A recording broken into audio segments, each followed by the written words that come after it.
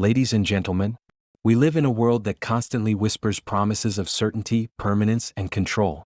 We are told that if we plan carefully, save enough, and build the right kind of life, then we can finally rest in security. Yet, if we pause and examine our experience, we discover a truth that can be unsettling. Life is never secure. The future is unknown, change is inevitable, and no amount of control can guarantee safety. And yet, paradoxically, within this very insecurity lies wisdom, freedom, and even joy. The great thinker Alan Watts once said, "The desire for security and the feeling of insecurity are the same thing." What he meant is that when we chase absolute security, we create the very anxiety we seek to escape. We try to lock life into a fixed form, but life is fluid, unpredictable, and alive. To resist this is to live in fear. To embrace it is to awaken. Think for a moment about the ocean. Its waves rise and fall, endlessly shifting. If we try to hold on to a single wave, we suffer because it must dissolve. But if we learn to float, to ride the waves as they come, we discover a sense of freedom far greater than control could ever give us. In the same way, our lives are made of constant movement. Relationships change, our bodies age, opportunities appear and vanish. When we accept insecurity, we no longer fight the natural rhythm of life. Instead, we move with it. But what does it mean to be secure in insecurity? It means realizing that the only place we ever live is here, now. The past is gone, the future is unformed, and the present moment is all we can truly touch. Yet many of us spend our days elsewhere, regretting what has been or fearing what might come. The wisdom of insecurity is the recognition that the present is enough. It is not a stepping stone to some distant future where happiness awaits. It is the very ground of happiness itself. Ironically, when we stop demanding that life give us guarantees, we become more alive. We listen more deeply. We love more freely. We laugh more easily. Our hearts open because we are no longer guarding them against inevitable change. To embrace insecurity is not to live carelessly, but to live with courage and trust. Courage to face uncertainty and trust in life's unfolding mystery. Of course, this does not mean abandoning responsibility or foresight. It means balancing preparation with presence, planning with openness. We can save for tomorrow without losing today. We can set goals without clinging to them. We can acknowledge uncertainty not as an enemy, but as the very texture of existence. After all, it is because the future is uncertain that life holds possibility, adventure, and hope. My friends, the wisdom of insecurity invites us to shift from control to connection, from fear to wonder. Instead of asking, "How can I make life safe?" we begin to ask, "How can I be awake to this moment?" And when we do, we discover that insecurity was never a threat, but a gift. It is the reminder that life is not something to be solved, but something to be lived. So let us not waste our energy chasing illusions of certainty. Let us, instead, stand in the open space of not knowing, and see that it is vast, fertile, and alive with possibility. Insecurity is not our weakness, it is our doorway to freedom. Got it? Here are 7 keynotes for the speech, The Wisdom of Insecurity, without expanding them. The illusion of security, how our search for certainty creates the very anxiety we try to avoid. Life as constant change, embracing impermanence as the natural rhythm of existence. The present moment as home, realizing that true life is lived only here and now. Freedom in letting go, finding liberation when we stop clinging to control. Balancing preparation and presence, living responsibly without being consumed by fear of the future. Uncertainty as possibility, seeing insecurity as the ground for adventure, growth, and hope. Insecurity as wisdom, understanding that insecurity is not weakness, but the doorway to deeper freedom and joy. When we look closely at our lives, we see a constant desire for stability. From the moment we are children, we are taught to strive for security, stable jobs, lasting relationships, financial savings, and clear plans for the future. Society builds its structure on the promise that if we do the right things, follow the right path, and make the right choices, we will reach a place where everything is safe, predictable, and controlled. Yet beneath this search for certainty lies a great paradox. The more desperately we pursue security, the more insecure we often feel. We build walls around ourselves, but those walls also trap us. We design strategies for the future, but those strategies fill us with anxiety because the future remains stubbornly unpredictable. The illusion of security is seductive because it offers the comfort of certainty. Who does not want to believe that they can predict what tomorrow will bring? Who does not want to trust that their relationships, their health, and their possessions will remain untouched by change? Yet reality teaches us differently. Life, by its very nature, is impermanent. Relationships grow and shift, economies rise and fall, bodies age, and the circumstances we rely on today may not exist tomorrow. By ignoring this truth, we create a false sense of control that ultimately collapses under its own weight. This collapse is what gives rise to the anxiety and restlessness that so many people feel in their daily lives. Think of how often people live in anticipation of what could go wrong. The person who builds great wealth cannot stop worrying about losing it. The one who clings tightly to love lives in fear of abandonment. The one who seeks recognition worries endlessly about falling from grace. In each case, the search for security breeds insecurity because it ties our sense of self and peace to something fragile and changeable.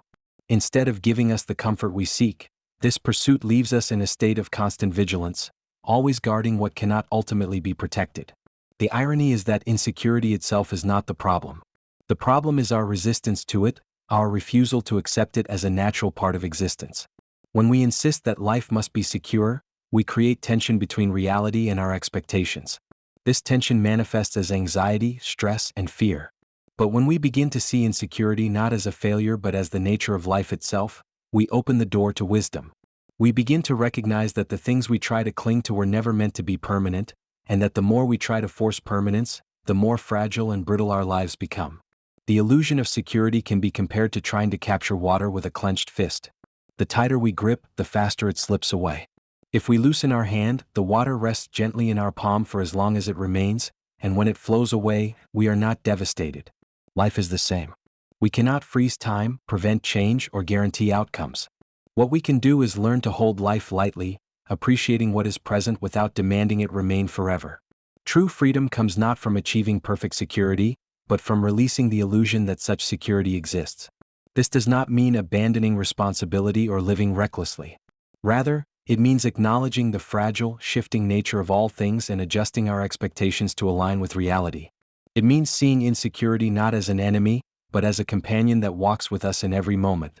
When we embrace this truth, the energy once spent on resisting insecurity can be redirected toward living fully.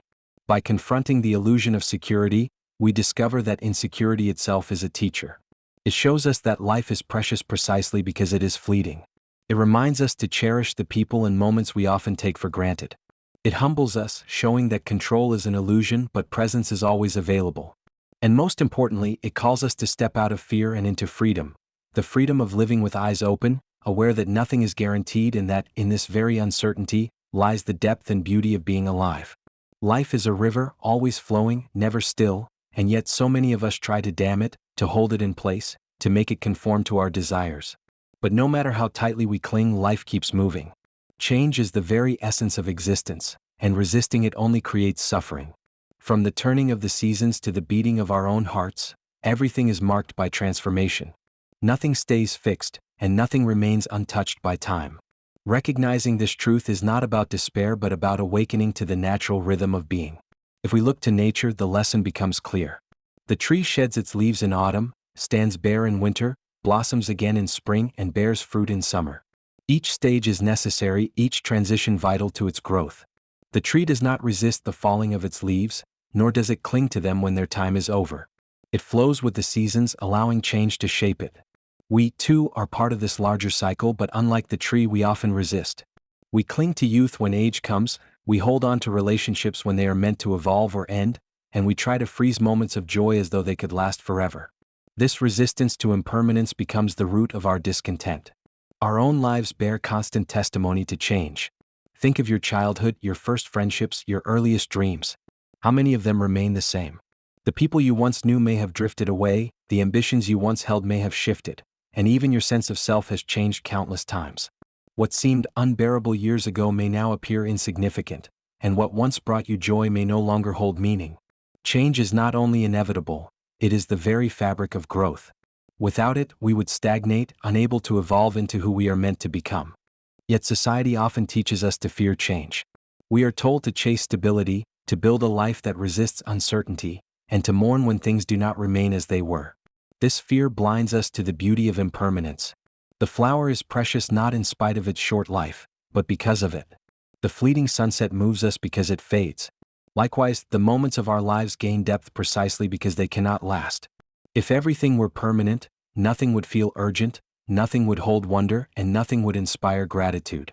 To embrace life as constant change does not mean to live without grief or difficulty. It is natural to feel sadness when things end or transform. But when we truly understand impermanence, grief is softened by gratitude. We see that the very existence of something temporary is a gift, however brief. Every smile, every touch, every conversation becomes sacred because it will never be repeated in quite the same way. Impermanence does not diminish life's value, it heightens it. In fact, change is what makes renewal possible. If we were locked in permanence, there would be no healing, no growth, no new beginnings. The very difficulties we resist often open the door to transformation. A lost job can lead to new opportunities. The ending of a relationship can create space for deeper self-understanding or new connections. Even the loss we fear most, death, reminds us that life is precious, urging us to live more fully while we can. When we learn to live with this awareness, we stop fighting against the current of life and begin to move with it. Instead of clinging, we appreciate. Instead of fearing loss, we recognize the richness of what is here now. Instead of demanding permanence, we allow change to teach us flexibility, resilience, and humility. Life as constant change is not a burden to be endured, but a gift to be celebrated, for it is through change that we grow, that we love, and that we discover the infinite richness of the present moment. The present moment is often spoken of, yet rarely lived in. So much of our energy is spent chasing the future or clinging to the past that we forget the simple truth. Life only ever happens here and now. The past is gone, preserved only in memory, and the future has not yet arrived, existing only as imagination. But the present is alive, real, and unfolding in every breath we take. To recognize this is to touch the heart of freedom. We often mistake life for a kind of waiting room, as though the present were only a stepping stone toward something greater ahead. We tell ourselves that happiness will arrive once we get the promotion, once we find the right partner, once we have enough money, once the challenges ease. But when those milestones come, our minds quickly shift again to the next horizon. The cycle never ends because as long as we postpone life for the future, we miss the only place it can ever be lived, in this moment. The wisdom of insecurity reminds us that chasing security in the future blinds us to the richness that is already here. Consider the way we eat a meal. Often, our thoughts are elsewhere, planning tomorrow's tasks, revisiting yesterday's mistakes, or imagining conversations that may never happen. The food is eaten but not tasted. The company is present but not truly met. The experience passes and later we wonder why life feels empty or fleeting. It is not because life lacks depth but because we fail to enter it fully. Presence is the key to rediscovering that depth, to tasting life rather than rushing past it. Living in the present does not mean ignoring the future or denying the past. Planning, learning, and remembering all have their place. But they are not life itself, they are tools for navigating it. The problem arises when they dominate our awareness, leaving no room for the immediacy of now. The mind, restless and always reaching, convinces us that something is missing, when in reality, nothing is missing from this moment except our attention. The present moment has a fullness that is often overlooked. It is simple yet profound. The warmth of sunlight on your face, the sound of a friend's laughter, the feeling of breath moving in and out of your body. These are not trivial details, they are life itself. When we slow down enough to notice, we realize that fulfillment is not hidden in some distant future. It is woven into the fabric of the present. The joy we search for is not a destination but a state of awareness, and it becomes available the instant we stop resisting what is. Fear and anxiety lose their grip when we return to the present. Most of our worries are about things that have not yet happened or may never happen at all. The mind projects scenarios into the future and convinces us to prepare endlessly for them, leaving us trapped in a cycle of unease. But when we anchor ourselves in the now, we see that in this very moment we are safe. Right here, right now, nothing is missing. This realization does not eliminate uncertainty, but it dissolves the compulsive fear of it, because we recognize that the present has everything we need to meet what comes next. Even in suffering, the present offers clarity. Pain intensifies when we resist it, when we replay past hurts or imagine endless future consequences. But when we stay with the raw experience of the moment, whether it is sadness, anger, or grief, we find it is bearable, and often it carries a lesson or depth we would otherwise miss. Presence does not remove hardship, but it gives us the strength to move through it with honesty and resilience. To live in the present moment is to reclaim life from distraction. It is to awaken to the truth that this breath, this step, this instant is enough. The past cannot be changed, the future cannot be controlled, but the present can be embraced. When we stop running from it, we discover that the present moment is not ordinary at all. It is extraordinary, vibrant, and complete. In the stillness of now, we find the peace we have been chasing everywhere else. Letting go is one of the hardest lessons life asks of us, yet it is also one of the most liberating. From the time we are young, we are taught to hold on, to achievements, to relationships, to identities, to possessions, because we are told that our worth and safety depend on them. We grasp at life with clenched fists, desperate to preserve what brings us joy and to prevent what causes us pain. But in that very act of clinging, we create suffering. Freedom does not come from controlling every outcome or guaranteeing that nothing changes. True freedom is found when we release our tight grip on life and allow it to flow as it will. Consider for a moment how exhausting control really is. We try to script our futures, to map every step and prepare for every possibility. Yet no matter how detailed the plan, unexpected events arrive. Opportunities vanish, relationships evolve, health shifts, and circumstances change. The more rigidly we try to control these forces, the more disoriented we feel when they inevitably defy us. Letting go does not mean apathy or carelessness. It means loosening our attachment to fixed outcomes. It means showing up with openness, doing our best, but not defining our entire sense of self by whether things unfold according to our desires. Think of a bird in the sky. Its freedom lies not in clinging to one current of air but in its ability to move with the wind. It glides, shifts, and adapts. The bird does not resist the flow but uses it to soar. Likewise, when we let go of control, we begin to dance with life instead of fighting against it. We learn to trust the unfolding of events, even when they take us to places we did not plan. This trust is not blind faith but a recognition that life is larger than our limited expectations, and that clinging only narrows our experience of it. Letting go also transforms how we love. Many of us confuse love with possession, holding tightly to those we care about out of fear of losing them. But genuine love cannot grow in the soil of control. It thrives in the space of freedom, where each person is allowed to be themselves and to change as life requires. When we let go of trying to own or fix others, we discover a deeper, more authentic connection.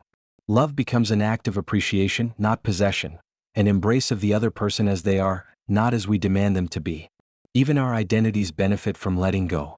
We cling to labels, roles, and stories about who we are, believing they define us. But these too shift with time. The student becomes the teacher, the child becomes the parent, the worker becomes the retiree. If we cling too tightly to one version of ourselves, we resist the growth that life naturally brings. Letting go of fixed identities allows us to remain fluid, to evolve, and to step into new roles with grace instead of fear. The practice of letting go invites us to recognize impermanence not as a threat but as a gift. Everything we hold is temporary, the successes, the failures, the joys, and the sorrows. This truth, when accepted, frees us to cherish each moment as it comes without demanding that it last forever. Letting go transforms attachment into gratitude. Instead of saying, "This must remain," we say, "I am grateful this was here, even if only for a time." In this way, impermanence becomes a source of richness rather than loss. Freedom in letting go is not about abandoning responsibility or detaching coldly from life. It is about softening our grip, opening our hands, and allowing life to flow through us. When we stop clinging, we stop being dragged by fear and start being carried by trust. We find that life does not fall apart when we release control. Instead, it reveals a deeper harmony. We are lighter, freer, and more present because we no longer waste energy resisting what we cannot hold. In the end, letting go is not about losing, it is about gaining a deeper relationship with reality. It is about moving from fear to trust, from possession to appreciation, from rigidity to flow. It is about recognizing that our freedom does not lie in clinging but in surrendering to the ever-changing dance of life.